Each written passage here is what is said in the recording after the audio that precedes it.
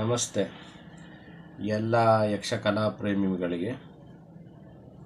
ನಾನು ಈ ವಿಡಿಯೋ ಮುಖಾಂತರ ಬರಲು ಕಾರಣ ಏನೆಂದರೆ, ಇದೇ ತಾರೀಕು 25/3/2026 ಹೆನ್ನಬೈಲು ಕುಂದಾಪುರದಲ್ಲಿ ಶ್ರೀ ಧರ್ಮಸ್ಥಳ ಮಂಜುನಾಥೇಶ್ವರ ಯಕ್ಷಗಾನ ಮಂಡಳಿಯವರು ಒಂದು ಹರಕೆ ಬಯಲಾಟ ಆಡಿದರು. ಅದೇ ಚೌಕಿಯಲ್ಲಿ ಉಜಿರೆ ಅಶೋಕ್ ಭಟ್ಟ ಅವರು ಯಕ್ಷ ಪ್ರೇಮಿಗಳಿಗೆ ಆ ಚೌಕಿಯಲ್ಲಿ ನಿಂತು ಹೇಳಿದ ಮಾತಿದೆಯಲ್ಲ, ಅದು ತುಂಬ ನೋವು ತಂದಿದೆ ನನಗೆ. ನಾನು ಒಬ್ಬ ಯಕ್ಷ ಅಭಿಮಾನಿ. ಆದರೆ ಯಕ್ಷಕಲಾರಂಗ ಈ ಮಟ್ಟಕ್ಕೆ ಚೌಕಿಯಲ್ಲಿ ಹಾಡುವಂಥ ಮಾತುಗಳು ಬಂದಿದೆ ಅಂತ ನನಗೆ ಯಾಕೋ ಯೋಚನೆ ಬರ್ತಾ ಇದೆ.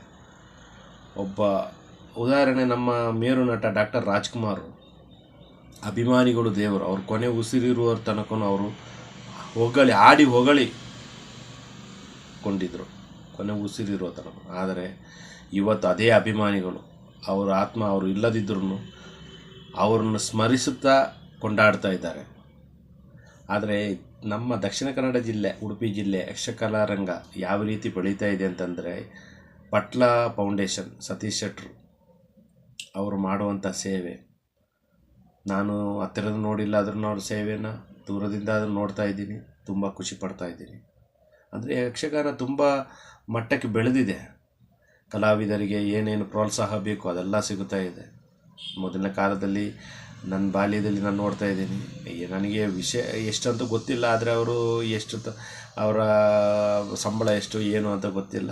ಆದರೆ ಕಲಾವಿದರು ಒಂದು ಕಷ್ಟಪಟ್ಟು ಜೀವನ ಮಾಡ್ತಾಯಿದ್ರು.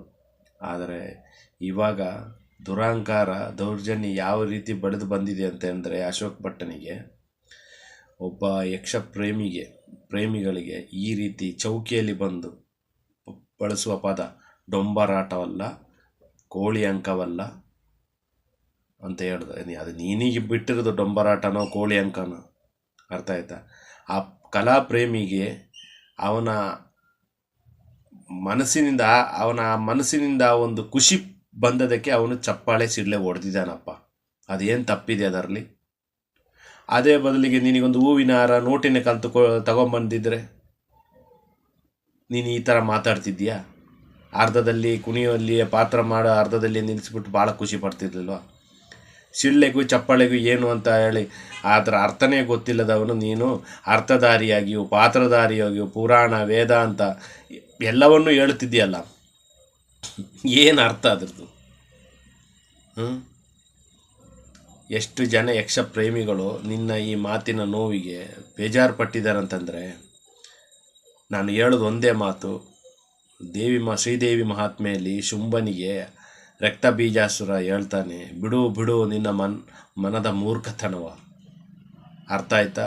ಅಂದಂಗೆ ನಾನು ನಿನಗೆ ಹೇಳ್ತೇನೆ, ಬಿಡು ನಿನ್ನ ಕಾಲಲ್ಲಿ ಕಟ್ಟಿರೋ ಗೆಜ್ಜೆ ಬಿಚ್ಚಿ ಕಲಾಮಾತೆಯ ಮಡಿಲಿಗೆ ಅರ್ಪಣೆ ಮಾಡಿ ಸಾಷ್ಟಾಂಗ ನಮಸ್ಕಾರ ಮಾಡಿ ಸಾಕು. ನನ್ನ ಸೇವೆ ಅಂತೇಳಿ ಇವತ್ತು ನಾಳೆ ನೀವು ವಾರದಲ್ಲಿ ಮಾಡಿದರೆ ಒಳ್ಳೆಯದು ಅನಿಸ್ತದೆ. ಇಲ್ಲ ಅಂತಂದರೆ ನಿನ್ನಂಥವರು ಈ ಚೌಕಿಯಲ್ಲಿ ಬಂದು ಅರ್ಥ ಪಾತ್ರಧಾರಿ ಮಾಡಿದರೆ ಚಪ್ಪಲಿಯಲ್ಲಿ ಹೊಡಿಬೇಕಾಗುತ್ತೆ. ಯಾಕೆಂದ್ರೆ ಇವತ್ತು ನೀನು ಆಡಿದೀಯ, ನಾಳೆ ಇನ್ನೊಬ್ಬ ಹೇಳ್ತಾನೆ, ನಾಳ್ದು ಇನ್ನೊಬ್ಬ ಹೇಳ್ತಾನೆ. ಈ ಥರ ಒಬ್ಬರೊಬ್ಬರು ನಿನ್ನಿಂದ ಕಲ್ತ್ರೆ ನಾಳೆ ನೀವು ಬೆಳೀಬೇಕಾದ್ರೆ ಯಕ್ಷ ಪ್ರೇಮಿಗಳೇ ಬರಲ್ಲ. ಆವಾಗ 4 ಕಂಬದ ಮಧ್ಯೆ ನೀವೇ ಕುಣಿಬೇಕು, ನೀವೇ ಬಾರಿಸಬೇಕು, ಭಾಗವತರಿಗೆ ಅವರೇ ಆಡಬೇಕು. ಇರೋ ಮರ್ಯಾದೆಯನಿಗೆ ಕಳ್ತೀರಾ? ಬಿಟ್ಟು ಸಾಕು. ನೀನು ಮಾಡಿದ ಒಂದೇ ಒಂದು ತಪ್ಪಿಗೆ ಬಿಟ್ಟು. ಹೆಂಗೋ ವಯಸ್ಸಾಯಿತು, ಗಜ್ಜೆ ಬಿಚ್ಚು, ಕಲಾಮಾತೆ ಮಡಿಲಿ ಸಾಷ್ಟಾಂಗ ನಮಸ್ಕಾರ ಮಾಡು, ಬಿಟ್ಟು ಸಾಕು ನನ್ನ ಸೇವೆ ಅಂತೇಳಿ. ಇಲ್ಲ ನಿನ್ನಂಥವರು ಯಕ್ಷರಂಗದಲ್ಲಿದ್ದರೆ ಇಡೀ ಯಕ್ಷಗಾನದ ಒಂದು ಪಾವಿತ್ರ್ಯತೆಯೇ ಹಾಳು ಪಾವಿತ್ರ್ಯತೆ ಕಳೆದು ಹೋಗುತ್ತದೆ. ಬೇಡ, ದಯವಿಟ್ಟು ಹೇಳ್ತಾ ಇದ್ದೀನಿ. ಉಜಿರೆ ಅಶೋಕ್ ಭಟ್ ಪ್ರಶಸ್ತಿ ಪುರಸ್ಕಾರ ತಗೊಂಡು ಏನು ಪ್ರಯೋಜನ? ಒಬ್ಬ ಕಲಾ ಪ್ರೇಮಿಗಳಿಗೆ ನೀನು ಮಾಡಿದಂಥ ಆ ಪದಗಳು ಸಾಕು ನಿನ್ನ ಪ್ರಶಸ್ತಿಗೂ ಪುರಸ್ಕಾರಕ್ಕೂ. ದಯವಿಟ್ಟು ಹೇಳ್ತಾ ಇದ್ದೀನಿ, ಕಾಲಿನ ಗೆಜ್ಜೆ ಬಿಚ್ಚು, ಕಲಾಮಾತೆಗೆ ಮಡಿಲಿಗಿಡು, ಸಾಷ್ಟಾಂಗ ನಮಸ್ಕಾರ ಮಾಡು. ಇಷ್ಟು ವರ್ಷದ ಸೇವೆಯಲ್ಲಿ ನಿನ್ನ ತಪ್ಪು ಕಾಣಿಕೆಯನ್ನು ಮಾತಿಗಿಟ್ಬಿಟ್ಟು ಕೈ ಮುಗಿದೀಚೆ ಬಂದುಬಿಡು. ಇಲ್ಲ, ಚಪ್ಪಲಿಯಲ್ಲಿ ಏಟು ಬೀಳುತ್ತೆ. ಚಪ್ಪಲಿ ಎಸೆಯಬೇಕಾಗುತ್ತೆ ಕಲಾ ಚೌಕಿ ಒಳಗಡೆ ಬಂದರೆ. ದಯವಿಟ್ಟು ಹೇಳ್ತಾ ಇದ್ದೀನಿ. ಯಾಕೆ ಅಂತ ಹೇಳಿದ್ರೆ ಯಕ್ಷರಂಗ ನಾನು ತುಂಬ ಪ್ರೀತಿಸುವ ವ್ಯಕ್ತಿ. ನಾನು ಅಂತಲ್ಲ, ಸಾವಿರಾರು ಜನರು ಪ್ರೀತಿಸುವ ಕಲಾಭಿಮಾನಿಗಳಿದ್ದಾರೆ. ನಿನ್ನ ದುರಹಂಕಾರ, ಆ ವರ್ತನೆ ಸಹಿಸೋಕ್ಕಾಗಲ್ಲ. ದಯವಿಟ್ಟು ಹೇಳ್ತಾ ಇದ್ದೀನಿ. ಇಷ್ಟು ಹೇಳಿ ನನ್ನ ಮಾತು ಮುಗಿಸ್ತೀನಿ.